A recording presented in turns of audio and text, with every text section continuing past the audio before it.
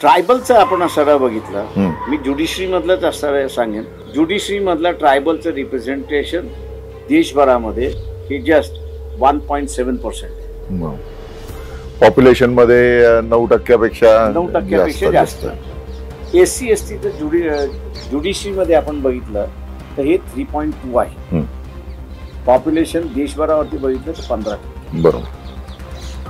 आता creamy layer तुम्ही जेव्हा लावणार आहात आणि वन टाइम बेनिफिट तुम्ही म्हणणार आहात, म्हणजे हा 1.7 आदिवासींमधला आणि 3.2 SC मधला हा निर्णयाने बाहेरच घालव. बरोबर. त्याच्यामुळे दुतोंडी साप जसा असतो तशी काँग्रेसची दुतोंडी भूमिका आहे. भारतामध्ये आरक्षण संपेल कसं या दृष्टीने वाटचाल, आणि अमेरिकेत गेल्यानंतर परिस्थिती झाली की आम्ही रद्द करू